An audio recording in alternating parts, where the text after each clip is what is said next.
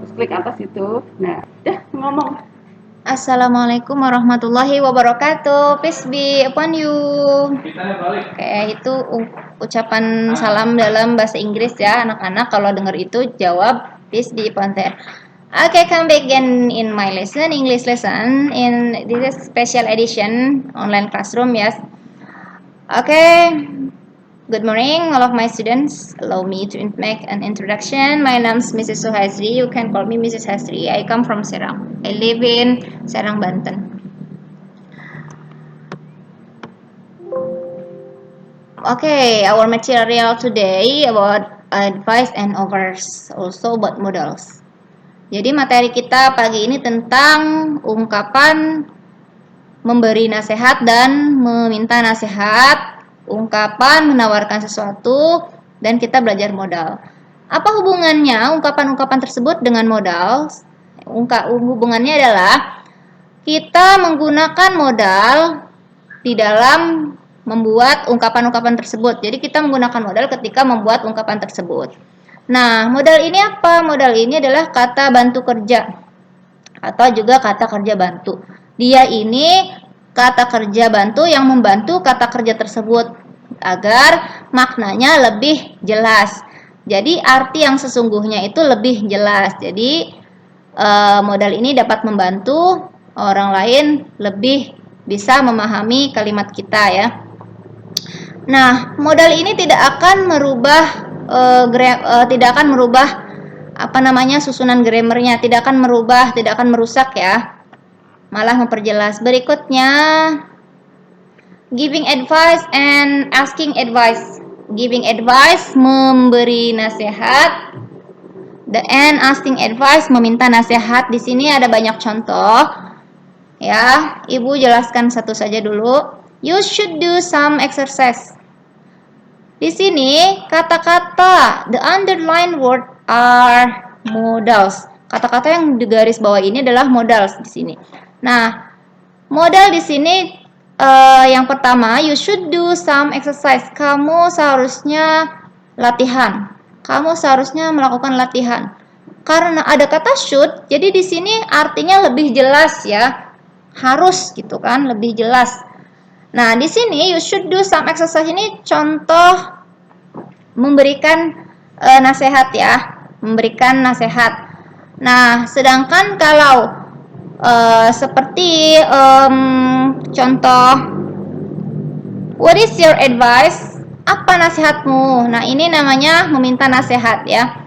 Anak-anak di sini bisa melihat semuanya menggunakan modal di sini. Jadi modal bisa memperjelas artinya. Berikutnya adalah offering something. Di sini ada deskripsi, ada gambarnya, bisa kalian lihat di sini. Berikutnya offering something, menawarkan sesuatu. Sesuatunya apa? Mau makanan, mau pertolongan, pokoknya apapun itu ya.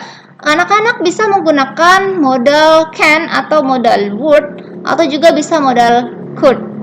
Di sini contohnya, would you like something to eat? Kamu mau makan apa sih gitu? Atau what can I do for you? Apa yang bisa saya lakukan untuk kamu? Nah, di sini menawarkan ya, menawarkan semua. Nah, pakai modal juga. Berikutnya, responding and offering. Merespon sebuah tawaran. Yang namanya merespon itu ada accepting, ada refusing. Accepting itu menerima, refusing itu menolak. Kalau menerima ya pakainya thank you, kata yes, seperti itu. Nah, kalau menolak itu biasanya pakai kata no atau kata not. Di sini anak-anak bisa lihat contohnya, bisa dipakai. Berikutnya, di sini table isinya modal. Bisa anak-anak baca juga ya, seperti can. Can itu mengungkapkan kemampuan. Can itu bisa dipakai ketika kita meminta izin, ketika kita menawarkan bantuan. Nah, ya, kita bisa pakai itu. Kata should juga kita bisa pakai ketika kita memberikan nasihat.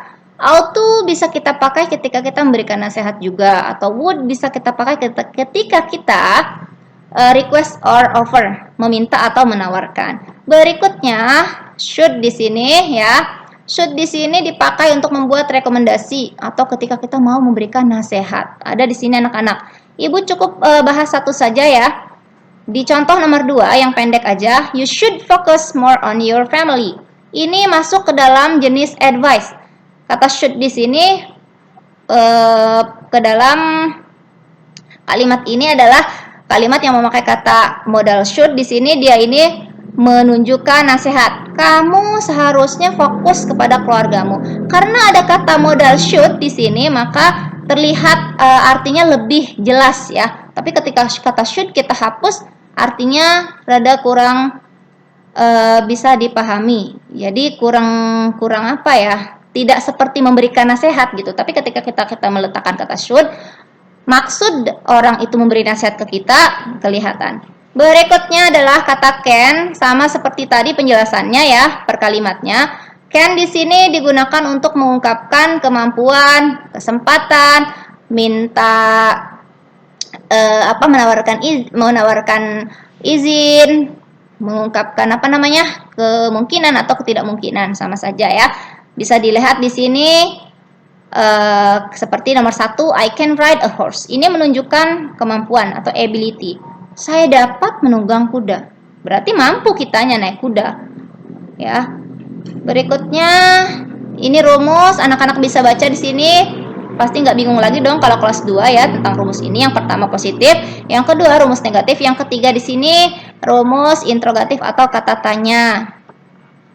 Berikutnya ada latihan. Latihannya anak-anak suruh melengkapi, mencari kata yang di dalam kurung ini, pilih salah satu saja. Yang di dalam kurung ini namanya modal. Anak-anak bisa memilih salah satu modal ini, modal yang tepat ya. Jadi yang di dalam kurung tolong pilih salah satu.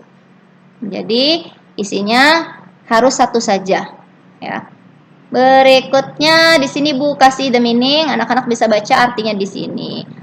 Oke, thank you and remember this ya. Ingat-ingat anak-anak, understanding will come after several time of reading.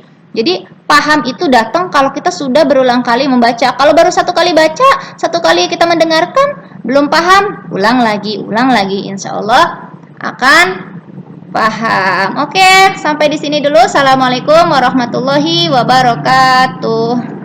Udah, tutup.